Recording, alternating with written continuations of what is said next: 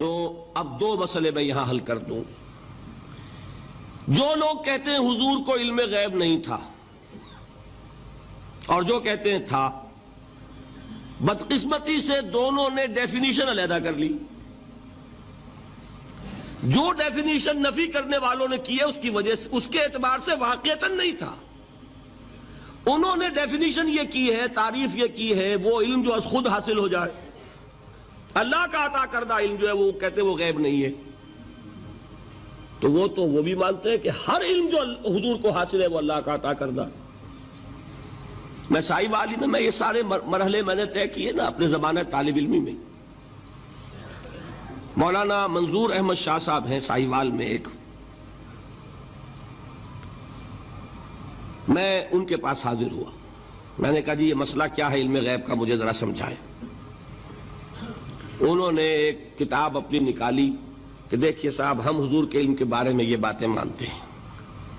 حضور کا علم حادث ہے، قدیم نہیں ہے۔ حضور کا علم محدود ہے، لا محدود نہیں ہے۔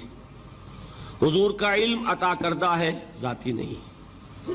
میں نے کہا یہ تین باتیں اگر آپ مان لیں تو میرا تو جھگڑا کوئی نہیں آپ سے۔ ہوتا کیا ہے جب آئیں گے وعظ میں، خطابت میں، تو عالم ما کان وما یکون، اب الفاظ وہ استعمال کر جائیں گے۔ ایک واعظ ہے، عام مقرر ہے، واہ واہ ہوتی ہی نہیں، نعرے لگتے ہی نہیں، محفل میں گرمی آتی نہیں جب تک کہ ایسے مبالغے نہ کریں۔ لیکن وہ چیز لکھی ہوئی ان کے ہاں ہے کہ حضور کا علم حادث ہے، قدیم نہیں ہے۔ حضور کا علم محدود ہے، لا محدود نہیں ہے۔ حضور کا علم عطائی ہے، ذاتی نہیں ہے۔ ان تینوں چیزوں کے بعد کوئی بڑے سے بڑا وہابی اور بڑے سے بڑا اہل حدیث بھی انکار نہیں کرتا۔ باقی یہ بات جان لیجئے کہ غیب اور حضور یا شہادہ یہ در حقیقت عام انسانوں کے اعتبار سے الفاظ استعمال ہوئے ہیں۔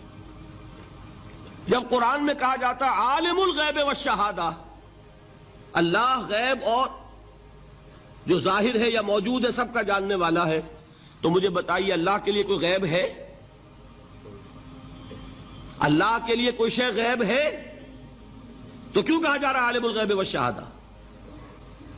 وہ ہمارے اعتبار سے کہا جا رہا ہے۔ جو تمہارے لیے غیب ہے اللہ اس کو بھی جانتا ہے، اور جو تمہارے سامنے اللہ اسے بھی جانتا ہے۔ اللہ کے لیے تو کل شہادہ ہے۔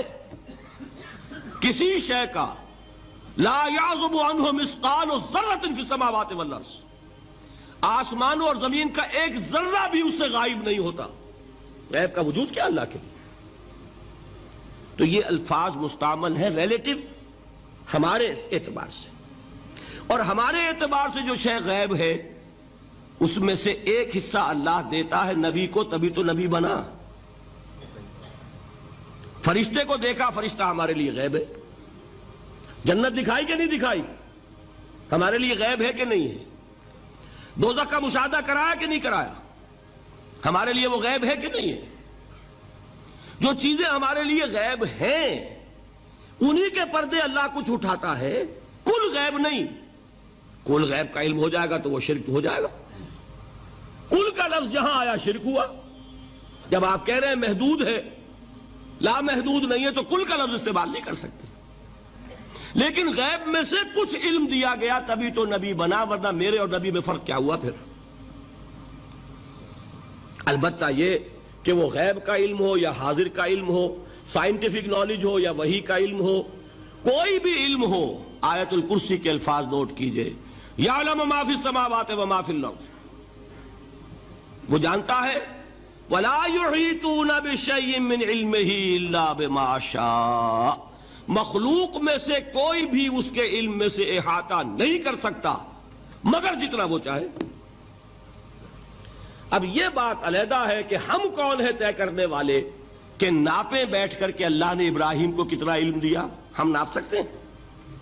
عیسیٰ کو کتنا دیا ہم جان سکتے ہیں؟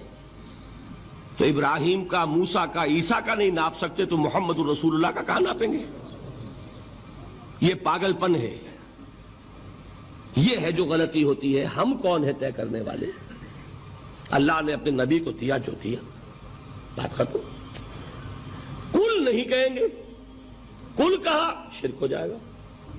ذاتی کہا شرک ہو جائے گا.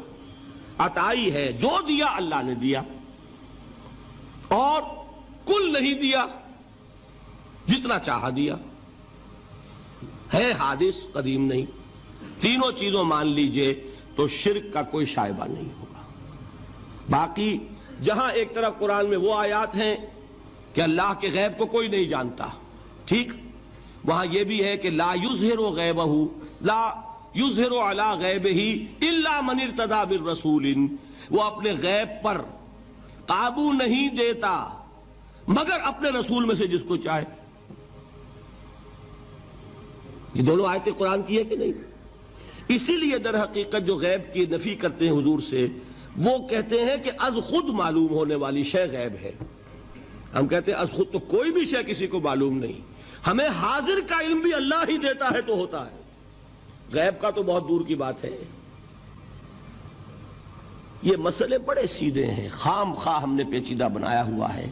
خدا کے لیے ان مسئلوں کو سلجھائیے اور جوڑیے، کاٹنے کی بجائے جوڑنے کی فکر کیجیے کہ بھائی یہ اپنی اپنی جگہ پر علیحدہ علیحدہ تم نے تعریفیں کر رکھی ہیں اس لیے جھگڑ رہے ہو، ورنہ دونوں باتیں صحیح ہیں.